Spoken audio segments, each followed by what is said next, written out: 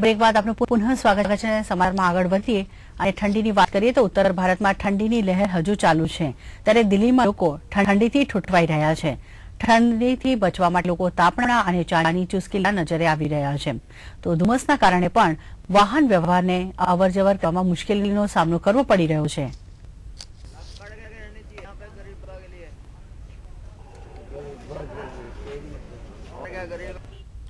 તો વારાણસીમાં ઠંડેર વરસાવી રહી છે। આજે સવારથી નમસ્કાર, આપણું ગુજરાત આપનું સ્વાગત છે। વિગતવાર સમાચાર જોઈએ પહેલા મુખ્ય સમાચાર પર એક નજર।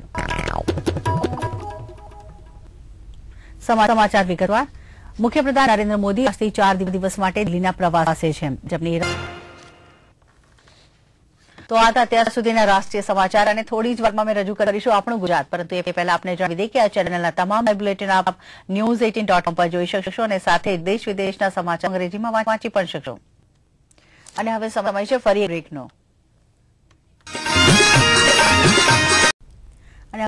ફરી બ્રેકનો।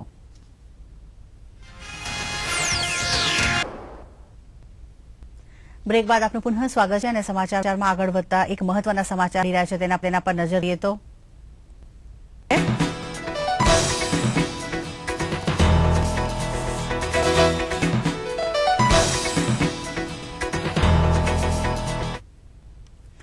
અને હવે સમાચાર કરતા પહેલા મુખ્ય સમાચાર પર ફરી એક નજર। અને હવે સમય થઈ ગયો છે એક બ્રેક લેવાનો।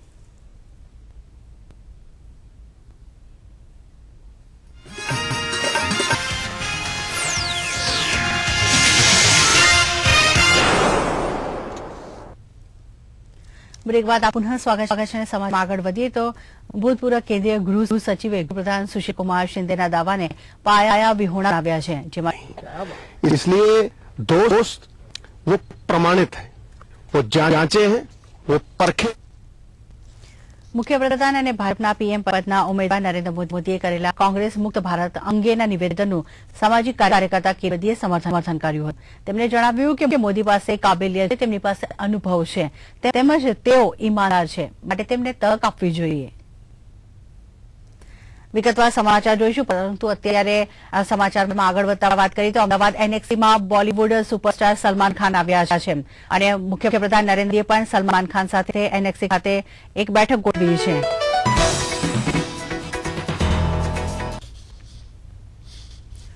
આસામમાં ચાના બગીચાના મજૂરો દ્વારા એક ચિત્તાની નિર્મમ હત્યા કરવાથી ફરી એકવાર માનવતા પર સવાલો ઉઠ્યા છે। આ ઘટના આસામના ગોલાઘાટ જિલ્લાના જલાંટી સ્ટેટની છે, જ્યાં ચાના બગીચામાં છુપાયેલા એક ચિત્તાની ત્યાંના મજૂરોને તલાશ હતી। નમસ્કાર, હું છું રેખા ચાંદકરદેવ, આપણું ગુજરાતમાં આપનું સ્વાગત છે। વિગતવાર સમાચાર જોઈએ પહેલા મુખ્ય સમાચાર પર એક નજર। અમેરિકી વિદેશ વિભાગે ભારત સરકારના આ નિર્ણય પર અફસોસ વ્યક્ત કર્યો છે। વિદેશ વિભાગના પ્રવક્તા જેન મુસ્કે કહ્યું કે ભારત અને અમેરિકાના સંબંધો પડકારજનક સ્થિતિમાંથી પસાર થઈ રહ્યા છે।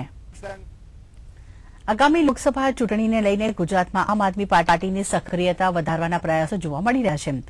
એક તરફ અત્યાર સુધીમાં 1.25 લાખથી વધુ સદસ્ય નોંધાઈ ગયા છે, ત્યારે લોકસભા ચૂંટણીમાં ઉમેદવારી માટે પાર્ટી દિલ્હી સ્થિત પાર્ટી કાર્યાલયે ઓનલાઈન અરજી મંગાવી છે, જેની વિવિધ માપદંડથી ચકાસણી કરી ફેબ્રુઆરીમાં ઉમેદવારોની પસંદગી થવા લાગશે તેમ જણાવ્યું હતું। ત્યારે ગુજરાતમાં સબળ વિકલ્પ તરીકે આમ આદમી પાર્ટીને લોકો પસંદ કરશે તેવો વિશ્વાસ પાર્ટીમાં હાલમાં જોડાયેલા ડોક્ટર કનુભાઈ કલસરિયા દ્વારા વ્યક્ત કરવામાં આવ્યો હતો। અને ડિસેમ્બરમાં વેપાર ખાદ્યમાં 42% ઘટાડો, તો સોના ચાંદીની આયાતમાં થયો વધારો।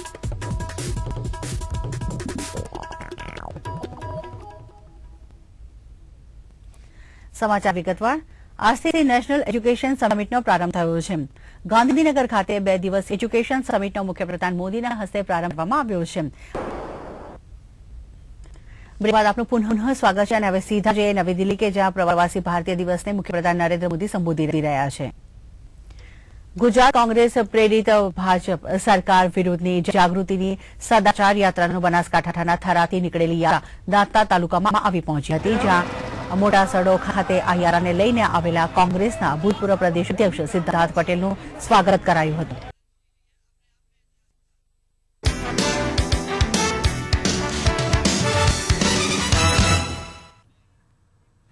નમસ્કાર, હું છું રેખા અને આજે છું આપની સામે ચૂંટણી વિશેના સમાચારોનો અમારો જે વિશેષ કાર્યક્રમ છે જનાદેશ એ લઈને આજે 4 રાજ્યોમાં વિધાનસભાની ચૂંટણીના પરિણામો આવી રહ્યા છે. જેમ પરિણામ આવી રહ્યા છે એમ અમે આપને બધી પળે ખબર આપી રહ્યા છે. અને સાથે જ આજે આપણા સુરતમાં પણ આજે એક પેટા ચૂંટણી થઈ રહી છે, એના વિશે પણ અમે સમાચારો આપ સુધી પહોંચાડી રહ્યા છે. તો અત્યારે જે અમારી પાસે માહિતી છે એ મુજબ ભાજપ બધી જગ્યાએ આગળ ચાલ્યું છે. અને જેમ સુરતમાં પણ આપણે જણાવ્યું કે આજે પેટા ચૂંટણી ચાલી રહી છે, ત્યાં પણ સુરતમાં પણ ભાજપ આગળ છે અને કોંગ્રેસ જે એક્ઝિટ પોલ પ્રમાણે હતું એવી રીતે ભાજપ આગળ છે અને કોંગ્રેસ એક્ઝિટ પોલ પ્રમાણે પાછળ ચાલી રહ્યું છે. 5 રાજ્યોની ચૂંટણી વિશે સમાચારો અમે આપ સુધી પહોંચાડ્યા છે. ત્યારે હવે સીધા જઈએ અમદાવાદ, જ્યાં અમારા સહયોગી ભરત પંચાલ ઉપસ્થિત છે.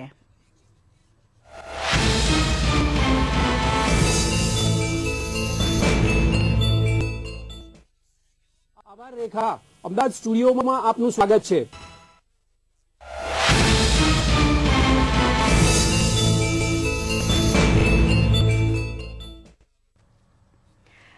જનાદેશ 2013 આપનું સ્વાગત છે. આજે 5 રાજ્યોની ચૂંટણીના પરિણામ સવારથી અમે આપ સુધી પહોંચી રહ્યા છે, પળે ખબર પણ પહોંચાડી રહ્યા છે. ત્યારે અત્યારે જોઈએ કે રાજસ્થાનના જે ભૂતપૂર્વ મુખ્યપ્રધાન હતા વસુંધરા રાજે, તેઓએ ઈટીવી સાથે વાત કરતા શું કહ્યું? I can only thank the people of Rajasthan.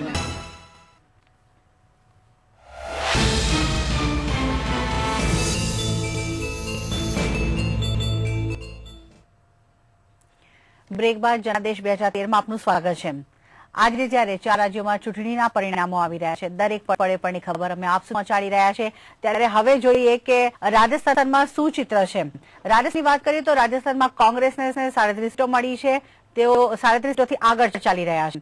બીજેપીને 134 seat મળી છે, જેમાંથી 5 પર તેઓ જીત મેળવી ચૂક્યા છે અને આરજેપીને 7 પર જેઓ આગળ ચાલી રહ્યા છે. બીએસપી છે તે 2 પર આગળ ચાલી રહ્યા છે. બ્રેક બાદ જનાદેશ 2013 આપનું સ્વાગત છે.